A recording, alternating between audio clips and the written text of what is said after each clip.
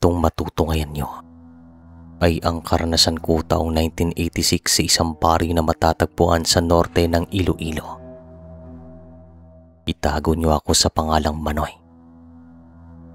Sa mga panahong ito ay meron kaming munting tindahan malapit sa bukana ng aming bayan at meron itong kalayuan mula sa aming baryo. Kapag tinatamad minsan si Lolo ay hindi na ito umuuwi sa aming bahay. Sa tindahan na lamang ito nagpapalipas ng gabi at minsan sinasamahan ko siya doon sapagkat yung eskwelahan namin ay hindi naman malayo. Sa katunayan, kapag meron kaming aktibidad o mga gawaing importante sa eskwelahan, sa tindahan na lamang ako nagpapalipas ng gabi para hindi ako mahuli at maaga akong makakarating. Maraming salamat sa pagkakataon. Sisimulan ko na ang kwento. Isang hapon pagkatapos ng aming klase, ay agad akong tumungo sa aming tindahan para magmeryenda. Ganito ang nakaugalian kong gawin tuwing hapon at para na rin makatulong kay Lolo. Pagkarating ko naman sa tindahan, ay nakita ko siyang nakaupo at nakatulala sa labas ng bintana. Kaya naman agad ko itong tinanong kung meron ba siyang problema. Lo, mukhang problemado ka yata. Manahimik ka. Sumasakit yung likod ko. Huwag mo nang dagdagan. Ikaw na muna magbenta dyan. Grabe ka naman, Lo. Hindi ka naman mabiro. Ang seryoso natin ngayon ah. Gusto mo bang ipagtimpla kita ng kape? Kakatapos ko lang magkape. Ang sakit talaga ng likod ko. Hindi ko alam kung bakit.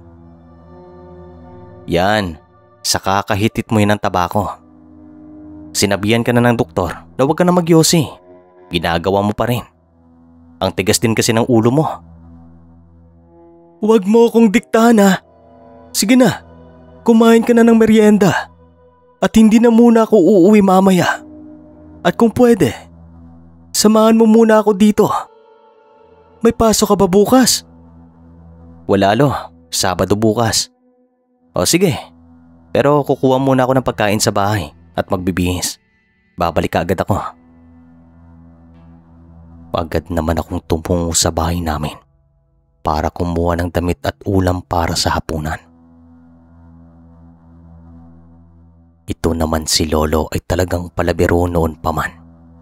Kaya naman marami siyang mga suki sa kanyang tindahan.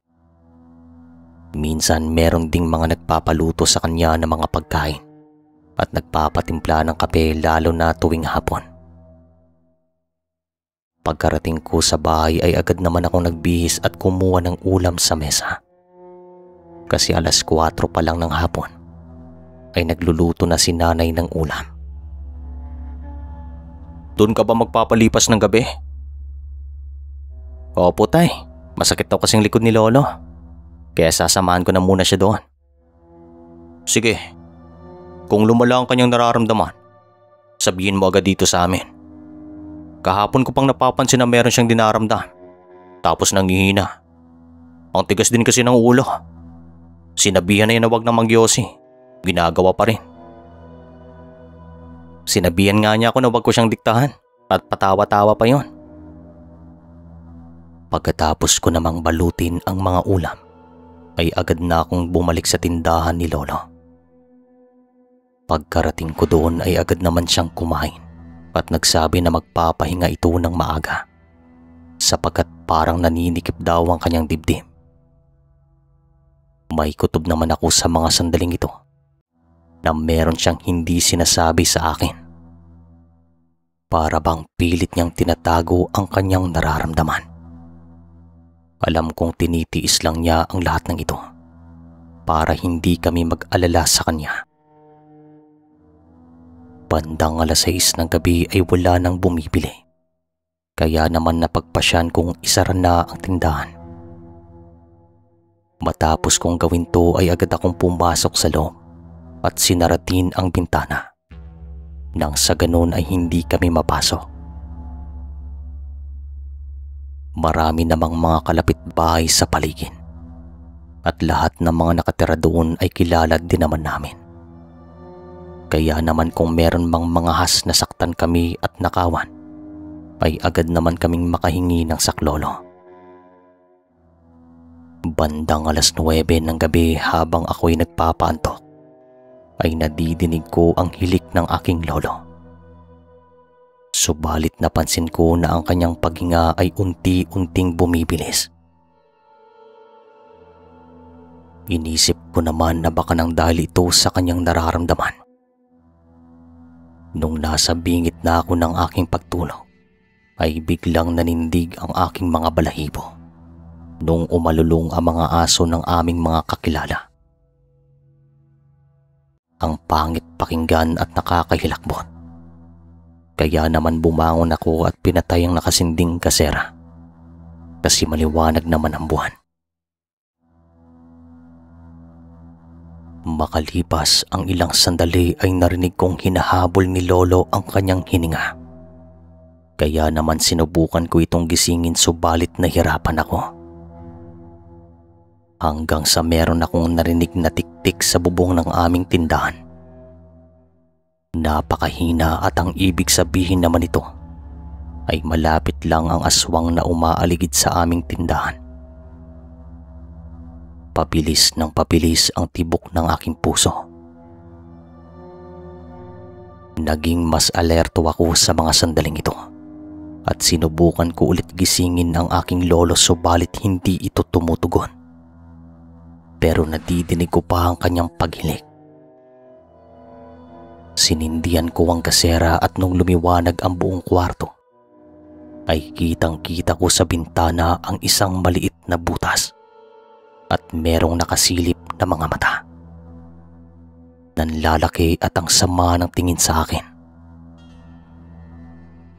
Dito na ako napasigaw pero kahit anong lakas ay hindi man lang nagigising ang aking lolo. Dito na rin ako nakarinig ng mga yapak sa bubong ng tindahan na para bang may ibon na palakad-lakad. Yung mga alulong at tahol na mga aso sa paligid ay talagang kakaiba at hindi pangkaraniwan. Sa buong pananatili namin sa tindahan, nitong mga sandaling ito ang pinaka nakakahilakbot.